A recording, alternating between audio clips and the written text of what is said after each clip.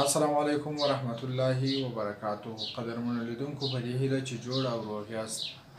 د درس موضوع مو د ارتجاعي ټکرونه. ارتجاعي ټکرونه هغو ټکرونو ته ویل کیږي چې د حرکي انرژي د تحفظ قانون او همدارنګه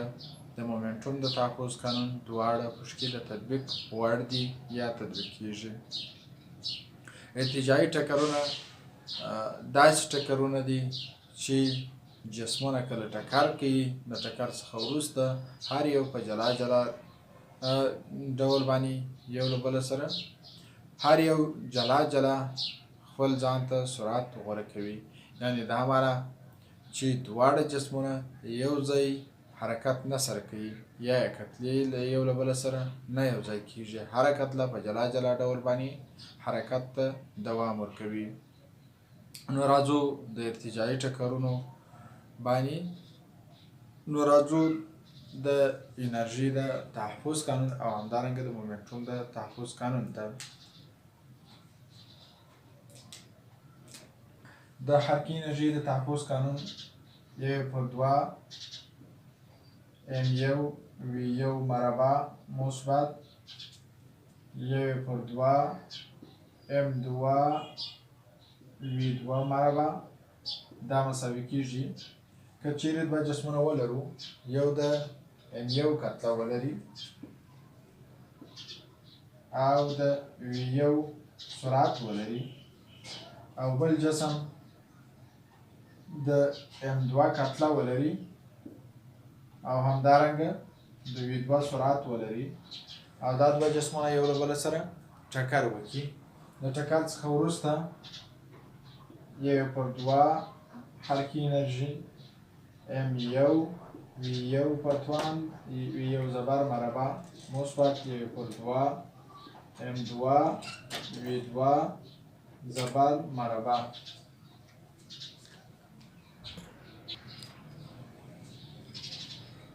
نو د کراسو د ټکر څخه وروسته د لومړني جسم کتله چې د m1 کتله لري سرعت به د v1 زبر په اندازه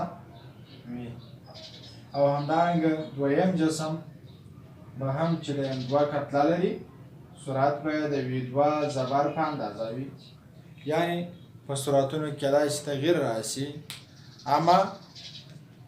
په کتلو کې هیڅ تغییر نه راځي او هر یوه کتله په جلا جلا ډول باندې یو له بل سره حرکت کوي. کراسو د مومنټوم د تحفظ قانون ته.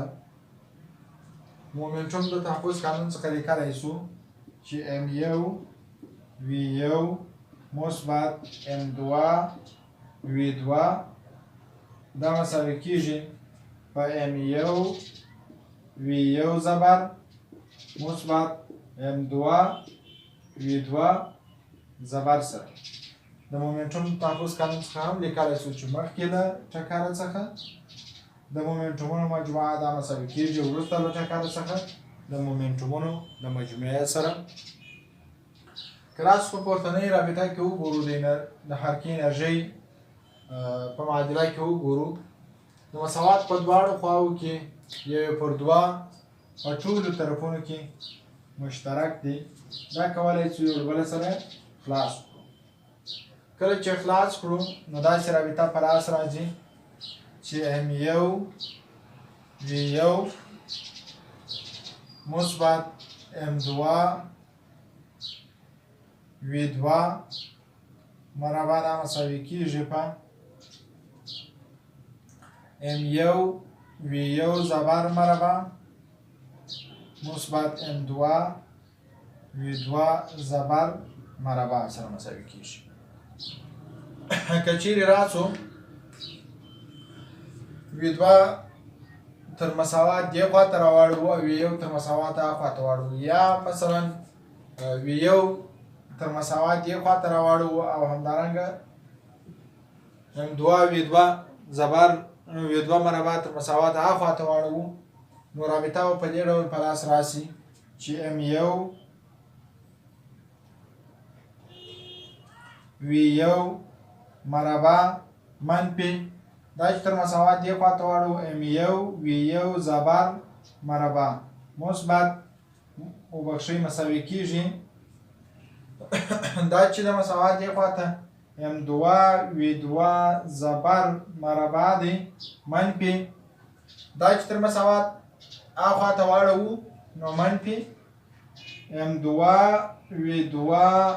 زبر په توان د 2 به سي. اوس نو کولی شو چې په دې طرف کې M1 مشترک ونیسو V1 منفي V1 زبر مربع مساوي کېږي دې خواته کولی شو چې M2 مشترک ونیسو یا شریک ونیسو V2 زبر مربع منفي V2 مربع به سي.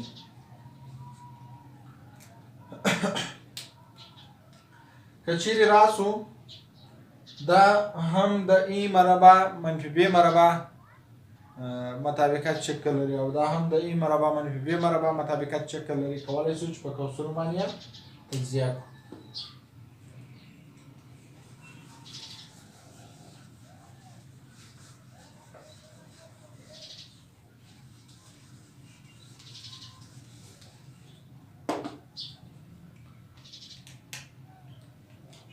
کولی شو دا داسې ولیکو چې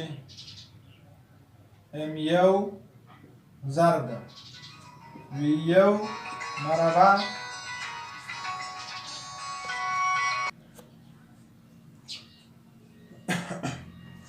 ښه که راسو دا قوس په دوه قوسونو باندې تجزیه کړو V1 منفي V1 زبر ضرب ده V1 منفي V1 مثبت V1 زبر یعنی یو مثبت او بل منفي قوس باندې تجزیه کېږي په مثبت او منفي قوسونو باندې مو تجزیه کړي چې دا مساوي کېږي دې خواته هم M2 او دا قوس په دوه قوسونو باندې تجزیه کوو چې V2 زبر منفي V2 بل قوس هم V2 زبر مثبت V2 کېږي. را ځو د مومنټوم د تاپوس قانون ته. په دې کې هم که چیرې داسې وکړو چې M1 تر مساوات یو خواته راواړو نو دلته به داسې شي چې M1 V1 منفي M1 V1 زبر دا مساوي شي او همدارنګه M2 V2 تر مساوات خواته واړو نو M2 V2 زبر منفي M2 V2 دلته هم کولی شو چې M1 مشترک ونیسو شریک ونیسو V1 منفي V1 زبر به شي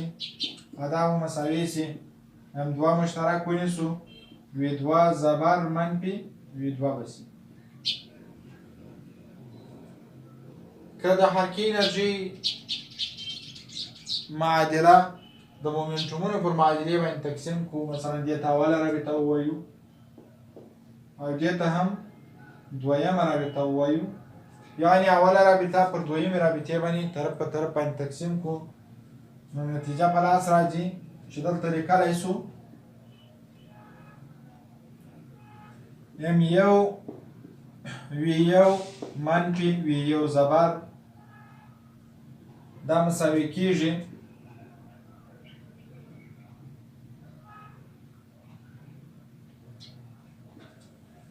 دا طرف هم پر M2 V2 زبر منفي V2 باندې تقسیم M1 به د M1 سره خلاص شي او همدارنګه V1 منفي V1 زبر به د V1 منفي V1 زبر سره خلاص شي دې طرف ته به M2 د M2 سره خلاص شي او همدارنګه دا قوس به د دې قوس سره خلاص شي نو نتیجه به دا شي چې V1 مثبت V1 زبر دا به مساوي شي په V2 زبر مثبت V2 سره.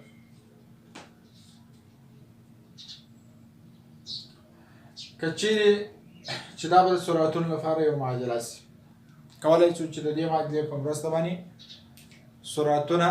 محاسبه کړو یعنې مخکې له ټکر څخه سرعتونه او وروسته له ټکر څخه سرعتونه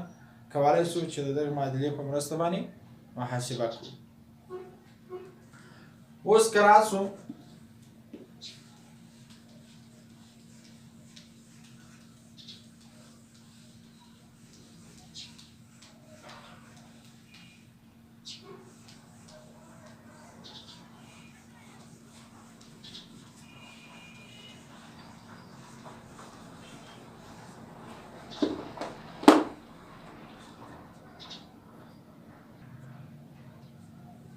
قدرمنو کتونکو مخکنۍ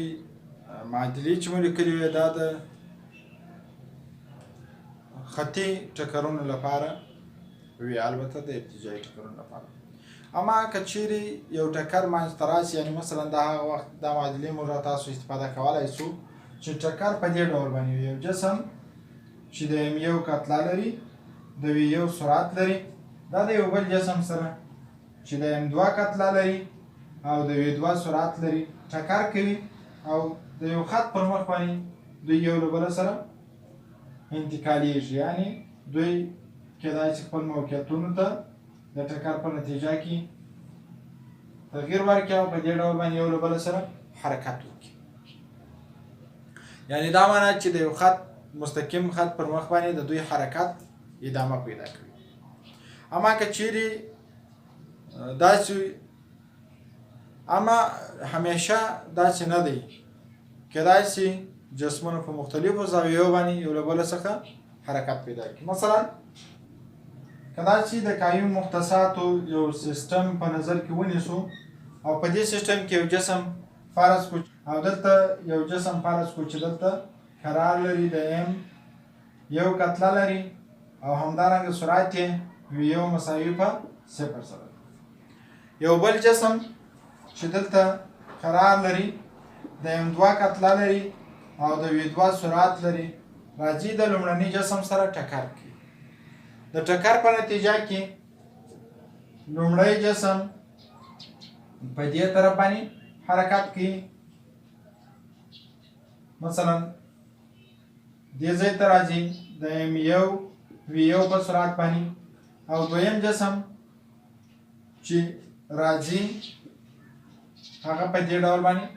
حرکت کوي، دلته راځي د m2 v2 چې دې ته د v1 زبر سرعت او دا ته هم د v2 زبر سرعت ویلی شو. یعنې د ټکر څخه مخکې یو جسم ساکن دی او دویم جسم د سرعت په حالت کې دی، سرعت درلودونکی دی، راځي د دویم جسم سره ټکر کوي. د ټکر په نتیجه کې یو په یوه طرف ځي بل په بل طرف ځي. د مومنټوم د تحفظ د قانون په اساس باندې لیکلی شو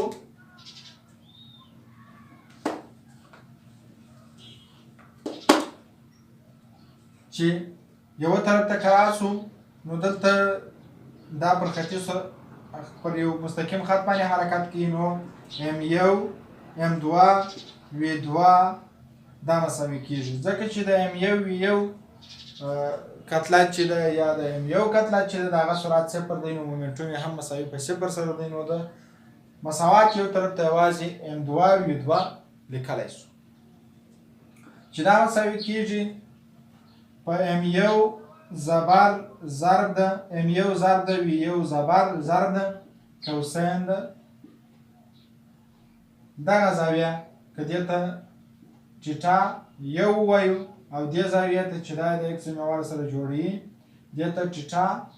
2 ووایو، نو کوسین د ټیټا یو مثبت m2 v2 زبر ضرب د کوسین د ټیټا 2.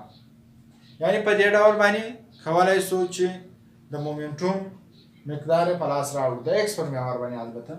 یعنې د x پر محور باندې مرکبه پیدا کړو او د دې هم د x پر محور باندې مرکبه پیدا کړو. د x پر محور باندې چې مو کومې مرکبې پیدا کړلې هغه سره راجمع کوو د m1 m2 v2 سره به مساوي وي.